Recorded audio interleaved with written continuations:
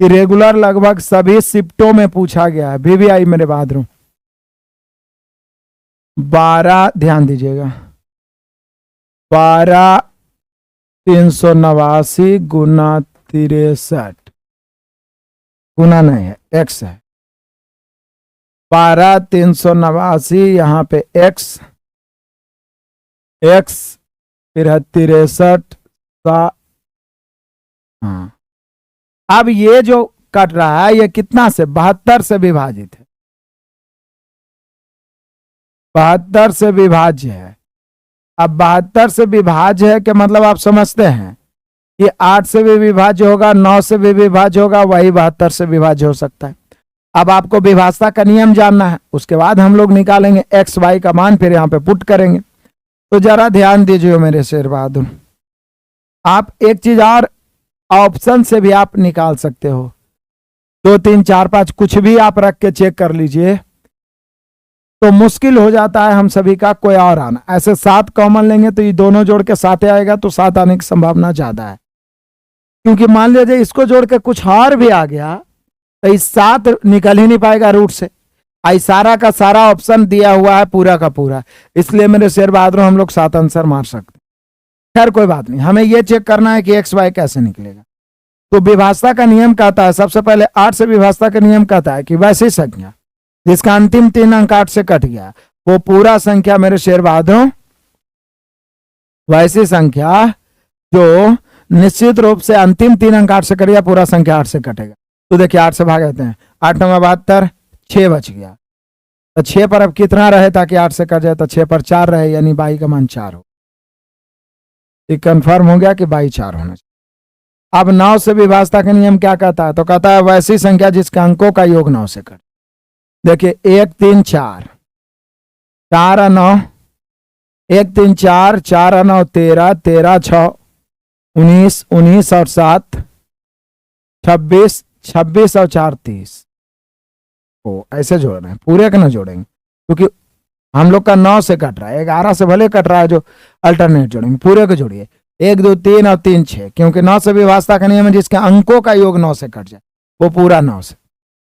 तो 1 2 3 3 6 8 6 14, 14 और 9, 14 9 23, 23 और 6 29 और 3 32 और 7 39 और 8 47 और 4 51। 51 के बाद 9 से कटने वाला 54 ही है, मतलब सब जोड़ के हो रहा है 51 प्लस एक्स। इसको 9 से विभाज्य करेंगे, तो 9 से विभाज्य मतलब अब क्या रखें एक्स का मान, तो बोले सर एक्स का मान 3 रख दीजिए, तब ना 51 3 54 में कट सकता है। तो एक्स का मान क्या, 3। तो यहाँ पे एक्स बराबर 3 एंड बाई बराबर 4। यदि एक्स बाई पूछेगा तो हम सबका ये हो गया, और एक्स बाई निकालने के बाद तो कुछ भी पूछ दे हम लोग देख लेंगे। तो पूछ रहा है इसलिए √7x प्लस 7 बाई बराबर √7 गुना एक्स का मान कितना है मेरे शेर बहादुरों, 3, प्लस बाई का मान कितना है 4, जोड़ के हम सभी का 49 हो जाएगा, और इसको बाहर निकालेंगे तो 7। ऑप्शन मिला लीजिए, ऑप्शन नंबर सी। जब तक तोड़ेंगे नहीं तब तक छोड़ेंगे नहीं। बढ़िया, चकाचक, कोई बात, आगे बढ़े। आइए, अभी तो पार्टी शुरू हुई है, एकदम आराम से टिके रहना है। आ जाओ मेरे बहादुरों। अवरोही क्रम है, अवरोही मतलब घटते क्रम, अवरोही मतलब क्या होता है, घटते, आरोही मतलब क्या होता है, बढ़ते। घटते क्रम में ली गई 8 क्रमागत विषम संख्याओं का औसत 82। याद करिए, क्रमागत सम हो, क्रमागत विषम हो, पूर्ण हो, ये सब संख्याओं का औसत बीच वाला होता है। तो 8 संख्याओं का औसत कितना है, 82 है। लेकिन ये 8 के 8 विषम है, ये 82 तो सम है, तो चूंकि औसत है तो इसके बाद वाला 4 को विषम ले लेंगे, इसके पहले वाला। लेकिन घटते क्रम में है तो इधर से इधर बड़ा लेंगे। 82 के जस्ट बाद वाला विषम है 83, फिर 85, फिर 87 और फिर 89। इसके पहले वाला 81, फिर 79 और फिर 77 और फिर 75।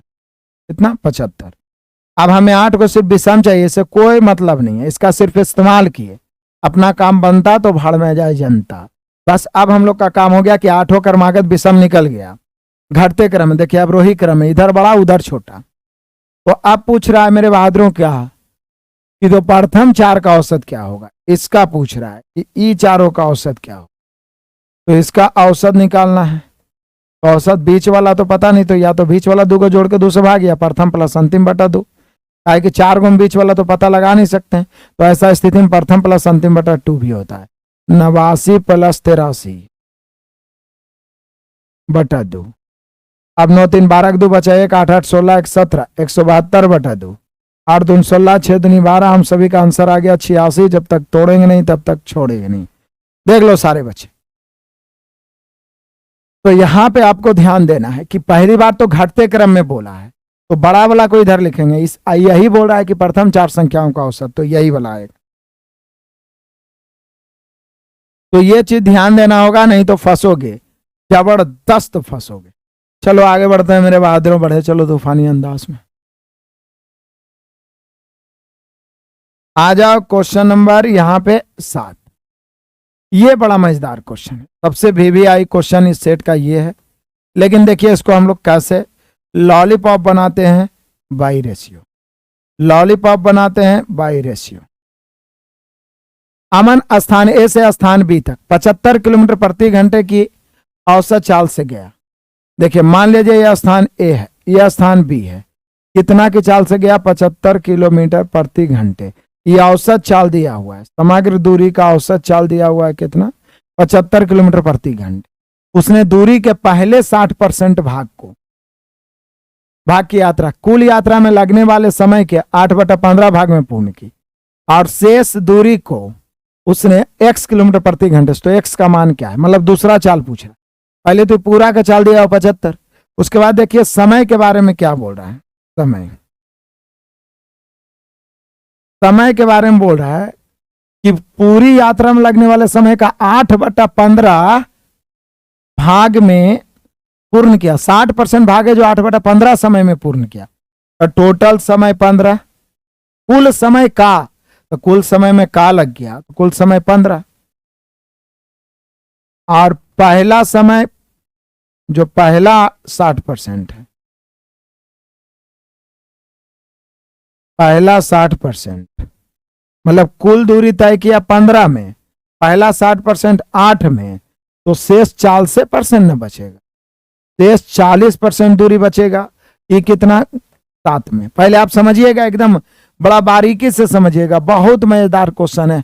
ध्यान हटी दुर्घटना घटी। ध्यान दीजिएगा। अमन स्थान ए से स्थान बी तक 75 किलोमीटर प्रति घंटे की औसत चाल से यात्रा करता है।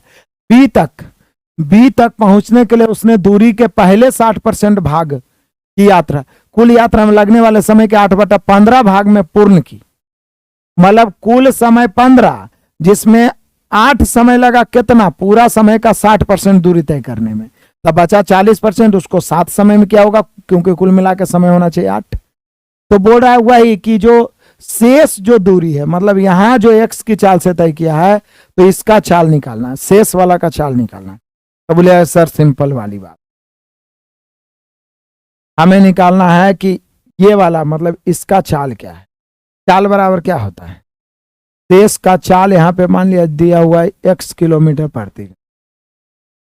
हम सभी जानते हैं मेरे बहादुरों की चाल बराबर होता है दूरी बटा समय। चाल बराबर क्या होता है? दूरी बटा, होता है ना। अब दूरी देखिए कैसे निकलेगा। तो 75 की चाल से पूरा दूरी तय किया है।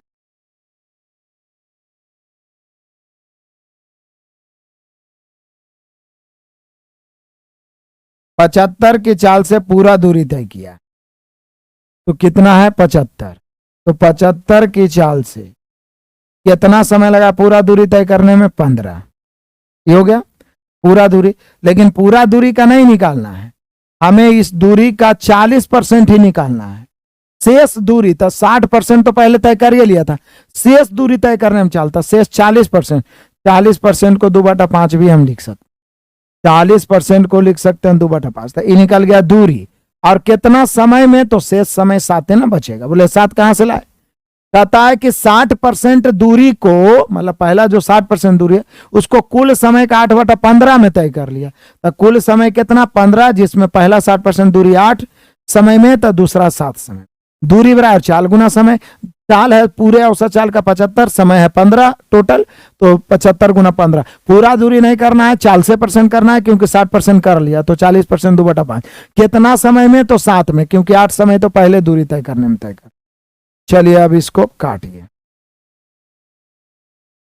यहाँ पे आप 5 से 5 दिया 15, अब तो ये कटने लायक है नहीं।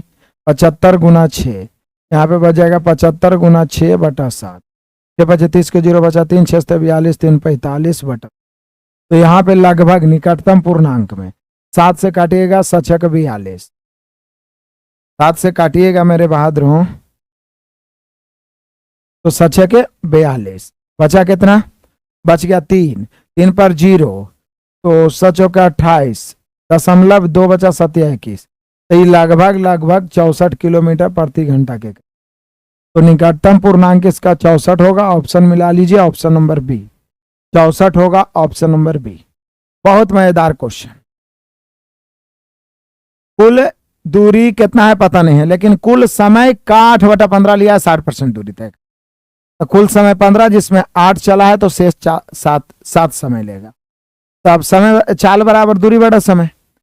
तो दूरी कितना, तो दूरी पूरे का औसत चाल देगा 75, दूरी बराबर चाल गुना समय, तो 75 गुना पूरा 15 घंटा में। इसका 60% तो तय कर लिया है, तो 2/5 यानी 40% तय करना है। कितना घंटा, 7 घंटा। देख लीजिए मेरे बहादुरों, 64 किलोमीटर प्रति घंटा। मजा ही मजा है, आनंद ही आनंद है। चलिए आगे बढ़ते हैं तूफानी अंदाज में रौंदते हुए। क्वेश्चन नंबर 8 को पता है, एक निश्चित राशि पर R% की वार्षिक दर से R वर्षों में प्राप्त साधारण ब्याज उसी राशि का 4/25 है। तो R का मान क्या है? मतलब यहां पे देखिए, दर भी R है और समय भी R है। इस प्रकार का बहुत सारा क्वेश्चन मेरा SI वाला जब देखिएगा टाइप, तो उसमें मिल जाएगा। SI टाइप में, SI टाइप में ये पहले तो हम लोग बाई रेशियो पर कट कर लेते हैं मूलधन और ब्याज का। कहता है एक निश्चित राशि पर R% की दर से R वर्षों में साधारण ब्याज उसी राशि का 4/25, उसी राशि का 4/25 है, उसी राशि का 4/25। मतलब राशि कितना, तो राशि है 25, ब्याज कितना 4। हमने क्वेश्चन करा है कि साधारण ब्याज उसी राशि का 4/25, मतलब मूलधन का 4/25। तो मूलधन 25, ब्याज 4। अब देखिए दर भी R है, समय भी R है। हम लोग पूछ रहा R का मान, तो कोई भी फॉर्मूला लगा लीजिए, दर या समय बराबर। दर बराबर क्या होता है, ब्याज गुना 100 बटा मूलधन गुना समय। दर का मान R है, ब्याज 4 गुना 100, मूलधन 25 है, साथ ही साथ समय भी R है। देखिए R वर्षों में। तो अब क्या करना है, बस काटिए। 25 पर 25 चौक 100, R इधर आ जाएगा, R² बराबर 4 चौक 16, इसलिए R बराबर 4 वर्ष। R बराबर कितने वर्ष मेरे शेर बहादुरों, 4 वर्ष। क्वेश्चन नंबर 6 का आंसर गलत है, रंजीत राय। हा हा हा हा हा। और किसी को लग रहा है कि गलत है? एक आंसर आप क्या देना चाह रहे हैं सर? क्वेश्चन नंबर 6 का आंसर गलत है। और किसी को लग रहा है गलत है? रंजीत को लग रहा है गलत है, तो क्या आप आंसर इसका दीजिएगा? यहां पर ये नहीं देखे कि अवरोही क्रम में घटते क्रम में है, तब पहले बड़ा से लिखाएगा, बड़ा से छोटा की ओर। इसका औसत 82 था, हमने 82 लिख दिया। 82 के बाद हम लोग आगे लिखेंगे बड़ा वाला नहीं, छोटा वाला, और पीछे बड़ा वाला लिखेंगे, तब नहीं अवरोही क्रम में होगा। तब जाके ये अवरोही क्रम में 8 को विषम हमको प्राप्त हो गया। अब 8 विषम में जो शुरू वाला, चूंकि अवरोही क्रम में लिखने के बाद ही बोल रहा है कि प्रथम चारों, तो अवरोही क्रम में लिखेंगे तो प्रथम चारों बड़ा वाला ना होगा कि छोटा वाला होगा। इसी का औसत निकालना था, प्रथम प्लस अंतिम बटा 2। मुझे कितना आया था, 86। आपको कितना आ रहा है जो आप गलत कह रहे हैं? जल्दी से बताइए ताकि हम उसको सुधार पाए, और किस आधार पे गलत, जल्दी से बोलिए। समझ में आया या गलत है या सही है? आप फिर से बोलिए। 18 वस्तुओं का विक्रयमूल्य 28 वस्तुओं के क्रयमूल्य के बराबर है, हम सभी जानते हैं।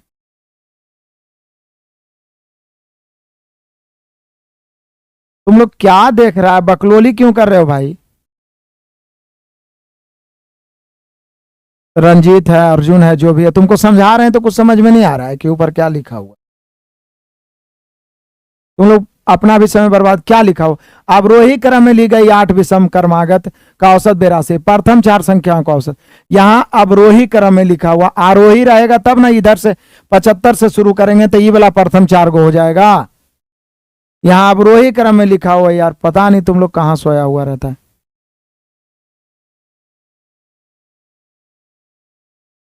समझ में आया? छोड़ें कि इसी में लगे रहे पूरा 25 क्वेश्चन तक? गजब हाल है। बढ़िया से सोच समझ के कमेंट करो। मैं मानता हूं कभी कभी बनाने में गलती हो सकता है, लेकिन जबकि शुरू से समझा रहे हैं कि अवरोही क्रम में, अवरोही क्रम में, अवरोही क्रम में है, तो पहले बड़ा वाला लिखाएगा, उसके बाद छोटा वाला लिखाएगा।